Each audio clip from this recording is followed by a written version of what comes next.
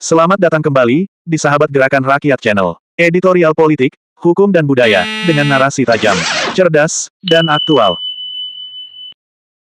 Siapa melindungi siapa? KPU, Bawaslu, dan misteri ijazah Jokowi. Sebelumnya, kita sudah bersama-sama menyimak 3 seri tentang polemik ijazah Presiden Jokowi.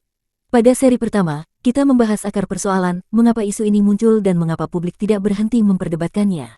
Lalu di seri kedua, kita mendalami implikasi bagi Jokowi sebagai mantan presiden, dan bagi Prabowo sebagai presiden yang sedang memimpin. Pada seri ketiga, kemudian membawa kita pada efek domino yang ditimbulkan, bagaimana polemik ini bukan sekadar persoalan pribadi, tetapi menjadi beban politik dan moral yang menimpa negara, pemerintahan, dan masyarakat luas. Kini kita masuk ke seri keempat, di mana sorotan diarahkan pada lembaga-lembaga negara, yang mestinya menjadi pilar demokrasi, yaitu KPU, Bawaslu, dan lembaga hukum negara. Kita akan membedah bagaimana seharusnya mereka bersikap, apa yang sudah mereka lakukan, apa yang mereka lewatkan, dan apa konsekuensi dari pilihan-pilihan itu. Sebab polemik ijazah Jokowi tidak mungkin berdiri sendiri. Ia selalu terkait dengan keputusan, kelalaian, atau mungkin pembiaran dari institusi yang diberi mandat untuk menjamin integritas pemilu. Mari kita ikuti dengan tenang dan saksama, karena di seri ini, Anda akan melihat bahwa masalah ini lebih dalam daripada sekadar dokumen pendidikan seorang mantan presiden. Masalah ini menyentuh jantung sistem demokrasi kita, menyangkut kredibilitas lembaga-lembaga negara, dan bahkan berpotensi menentukan arah legitimasi pemerintahan yang sedang berjalan. Jangan lupa untuk menekan tombol like dan tinggalkan komentar Anda. Bagikan video ini ke teman-teman Anda, agar semakin banyak yang tercerahkan. Dan tentu saja, subscribe channel Sahabat Gerakan Rakyat ini, dan nyalakan lonceng notifikasinya, supaya Anda tidak ketinggalan kelanjutan serial yang semakin tajam dan semakin mendalam ini.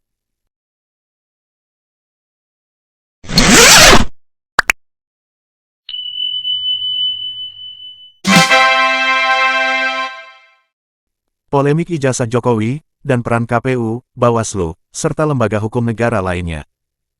Polemik mengenai keaslian ijazah Presiden Joko Widodo telah menjadi perdebatan publik yang berkepanjangan, dan semakin lama semakin menyeret banyak institusi negara untuk ikut disebut-sebut. Ketika seorang presiden, baik saat menjabat, maupun setelah lengser, menghadapi keraguan terkait syarat formil pencalonannya, maka sesungguhnya yang dipertaruhkan bukan hanya nama pribadi, melainkan juga kredibilitas lembaga-lembaga negara yang memiliki kewenangan untuk memverifikasi, mengawasi, dan memastikan keabsahan dokumen pencalonan presiden. Dalam konteks inilah, peran Komisi Pemilihan Umum, Badan Pengawas Pemilu, dan lembaga penegak hukum lainnya, seperti Mahkamah Konstitusi, maupun Mahkamah Agung, menjadi sorotan tajam. KPU sebagai penyelenggara pemilu, sesungguhnya adalah garda terdepan, dalam memastikan bahwa setiap calon presiden memenuhi syarat yang ditentukan undang-undang.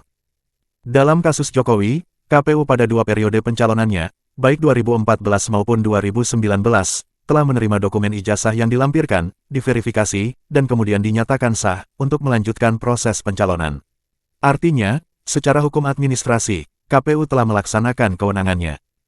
Namun, ketika kemudian muncul polemik besar di ruang publik, pertanyaan yang tak terhindarkan adalah, apakah verifikasi yang dilakukan KPU sudah benar-benar substantif, atau hanya sekadar administratif? Publik berhak mempertanyakan, apakah KPU benar-benar melakukan pengecekan mendalam ke pihak perguruan tinggi yang mengeluarkan ijazah, memastikan bahwa dokumen tersebut otentik, dan menutup ruang keraguan di kemudian hari. Sebab, apabila ternyata verifikasi hanya formalitas, hanya menerima fotokopi tanpa klarifikasi langsung ke universitas, maka celah besar terbuka untuk terjadinya polemik, yang pada akhirnya meruntuhkan kepercayaan rakyat. Dari sini, KPU berada dalam posisi dilematis. Di satu sisi, mereka merasa telah menjalankan prosedur sesuai aturan, tetapi di sisi lain, mereka tidak bisa mengelak dari tuduhan publik, bahwa proses verifikasi mungkin terlalu dangkal dan tidak menyeluruh. Bawaslu pun tidak bisa dilepaskan dari sorotan. Badan ini didirikan untuk memastikan adanya pengawasan terhadap tahapan pemilu, termasuk pencalonan presiden. Dalam polemik ijazah Jokowi, Bawaslu seharusnya berperan lebih aktif untuk menindaklanjuti laporan-laporan masyarakat yang mempertanyakan keabsahan dokumen. Namun faktanya, dalam 2 kali pemilu presiden yang diikuti Jokowi, tidak terlihat adanya sikap tegas dari Bawaslu terkait isu ini.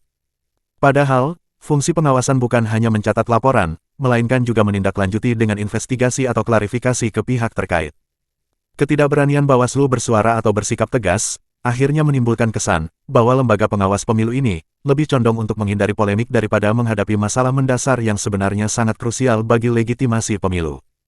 Dengan kata lain, Bawaslu memilih aman, meski dengan konsekuensi membiarkan masalah laten tumbuh menjadi bom waktu yang kini meledak di hadapan publik.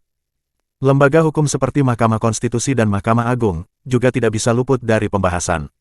Mahkamah Konstitusi, dalam konteks pemilu, memiliki kewenangan untuk mengadili sengketa hasil pemilu. Jika benar ada keraguan terhadap keabsahan ijazah seorang calon presiden, mestinya bisa menjadi bagian dari objek sengketa yang diajukan. Namun dalam kenyataannya, sepanjang 2 kali pemilu Jokowi, tidak ada keputusan MK yang secara eksplisit membahas masalah ijazah. MK hanya fokus pada sengketa perolehan suara, bukan syarat pencalonan. Hal ini menunjukkan adanya kekosongan hukum, atau setidaknya kekosongan keberanian dalam menguji syarat formil yang sangat penting ini. Mahkamah Agung pun serupa. Dalam ranah hukum tata usaha negara, pengujian terhadap keputusan KPU menerima pencalonan presiden bisa saja dilakukan.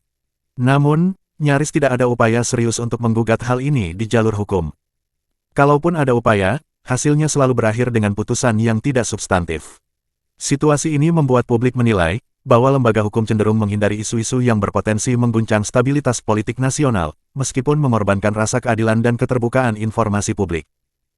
Jika kita tarik ke belakang, peran perguruan tinggi juga menjadi sangat penting. Universitas Gadjah Mada, sebagai institusi tempat Jokowi menimba ilmu, disebut-sebut memiliki kewajiban moral untuk menjawab keraguan publik. Namun jawaban yang keluar selama ini, lebih banyak berupa pernyataan formal dari pejabat universitas, tanpa membuka dokumen atau data akademik yang bisa diakses publik, untuk memastikan kebenaran ijazah dan skripsi Jokowi. Pertanyaan publik tentang keberadaan skripsi Jokowi yang sulit ditemukan hingga kini, semakin memperkuat spekulasi, bahwa ada sesuatu yang ditutup-tutupi. Disinilah kita melihat satu lingkaran kelembagaan yang saling terkait. KPU menyatakan sudah memverifikasi, Bawaslu merasa tidak ada laporan yang cukup kuat, MK dan MA memilih fokus pada hal lain, Universitas hanya memberi jawaban normatif, sementara Istana dan DPR pun lebih memilih diam. Semua pihak yang seharusnya bisa memperjelas masalah ini, akhirnya justru terkesan melempar tanggung jawab, sehingga rakyat dibiarkan hidup dalam ketidakpastian informasi. Bagi Jokowi sebagai mantan presiden, situasi ini menjadi beban sejarah. Jika ia benar memiliki ijazah asli dan sah, maka seharusnya semua pihak, terutama perguruan tinggi dan KPU, bisa dengan mudah membuktikannya secara terbuka dan transparan. Namun, jika ternyata ada keraguan mendasar, maka diamnya lembaga-lembaga negara hanya akan memperbesar kecurigaan publik. Jokowi mungkin tidak lagi menjabat, tetapi nama dan legitimasinya sebagai pemimpin 2 periode, tetap akan dicatat sejarah, dan jika catatan itu ternodai oleh polemik ijazah, maka reputasi politiknya akan sulit dipulihkan. Bagi Prabowo, sebagai presiden saat ini, polemik ini ibarat pedang bermata dua. Di satu sisi, Prabowo tidak bisa serta-merta ikut menyerang atau menekan Jokowi, karena ia adalah bagian dari pemerintahan sebelumnya, dan bahkan diangkat sebagai Menteri Pertahanan di era Jokowi. Tetapi di sisi lain, Prabowo tidak bisa juga berdiam diri terlalu lama, sebab jika polemik ini terus membesar, legitimasi pemerintahannya bisa ikut tergerus. Publik akan melihat bahwa sistem politik Indonesia cacat sejak awal, dan Prabowo hanya mewarisi cacat itu tanpa berusaha memperbaikinya. Prabowo berada dalam dilema yang sulit. Bersuara keras, akan membuka luka lama yang bisa mengguncang stabilitas, tetapi berdiam diri, akan membuat rakyat menganggap ia turut serta dalam konspirasi pembiaran. Jalan tengah yang bisa ia tempuh, mungkin adalah mendorong adanya transparansi, membuka ruang bagi lembaga negara yang independen untuk meneliti ulang, atau bahkan membentuk tim investigasi yang bisa memberi jawaban tuntas bagi publik. Implikasi yang lebih luas dari semua ini, adalah runtuhnya kepercayaan publik terhadap proses demokrasi. Jika rakyat percaya, bahwa seorang presiden bisa lolos 2 kali tanpa kejelasan dokumen ijazah, maka siapa yang bisa menjamin, bahwa proses demokrasi lain, termasuk pemilu legislatif, atau pemilihan kepala daerah, berjalan jujur dan adil. Kepercayaan yang runtuh ini jauh lebih berbahaya daripada sekadar polemik ijazah, karena bisa menimbulkan apatisme politik, penurunan partisipasi, hingga gelombang ketidakpuasan yang mengancam stabilitas sosial. Masalah ijazah Jokowi, sesungguhnya bukan hanya tentang satu orang, melainkan tentang sistem, yang gagal memastikan transparansi sejak awal. Ketika KPU tidak mampu memberi kepastian, Bawaslu tidak berani mengawasi dengan ketat, lembaga hukum menghindar dari isu substantif, Universitas bungkam, dan DPR serta Istana memilih diam, maka rakyat akhirnya terjebak dalam ketidakpastian yang terus dipelihara. Inilah yang membuat polemik ini tidak pernah selesai, dan bahkan berpotensi membesar menjadi krisis politik berkepanjangan. Kita harus jujur, bahwa masalah ini tidak akan bisa selesai hanya dengan klarifikasi sepihak. Diperlukan langkah besar dan berani dari lembaga-lembaga negara untuk membuka semua dokumen, menjelaskan secara gamblang, dan membiarkan publik menilai. Tanpa itu, sejarah akan mencatat bahwa negara gagal menjawab pertanyaan paling mendasar dari rakyatnya. Sekarang, kita sudah sampai di penghujung seri keempat ini. Dari pembahasan panjang tadi, kita bisa menarik benang merah yang jelas. Polemik ijazah Jokowi tidak hanya soal pribadi seorang mantan presiden, tetapi juga soal kegagalan sistem. KPU sebagai penyelenggara pemilu, Bawaslu sebagai pengawas, lembaga hukum sebagai penafsir aturan, bahkan perguruan tinggi sebagai penjaga integritas akademik, semuanya disebut dalam pusaran masalah ini. Ketika mereka memilih diam, menghindar, atau sekadar memberi jawaban normatif, rakyatlah yang akhirnya menanggung akibat berupa kebingungan, ketidakpercayaan, dan kecurigaan yang terus tumbuh. Di titik ini, kita bisa menyimpulkan bahwa polemik ijazah Jokowi adalah cermin dari kelemahan institusi kita dalam menegakkan prinsip transparansi dan akuntabilitas. Jokowi mungkin sudah menjadi mantan presiden, dan Prabowo kini tengah berkuasa, tetapi beban legitimasi yang rapuh ini tetap diwariskan dari masa lalu ke masa kini. Jika tidak ada langkah tegas untuk membuka tabir kebenaran, sejarah akan mencatat bahwa negara gagal memberi jawaban jujur pada rakyatnya sendiri. Terima kasih telah menyimak hingga akhir seri keempat ini. Jangan lupa untuk klik tombol like sebagai bentuk dukungan, tuliskan komentar Anda di kolom komentar, agar diskusi kita semakin hidup. Bagikan video ini ke sebanyak mungkin orang, agar semakin banyak yang memahami persoalan mendasar bangsa. Dan pastikan Anda sudah subscribe channel Sahabat Gerakan Rakyat ini, dan mengaktifkan lonceng notifikasinya, agar tidak ketinggalan seri berikutnya. Karena di seri kelima nanti, kita akan masuk ke ranah yang lebih sensitif. Bagaimana DPR dan Istana menempatkan diri dalam polemik ini? Mengapa mereka memilih diam?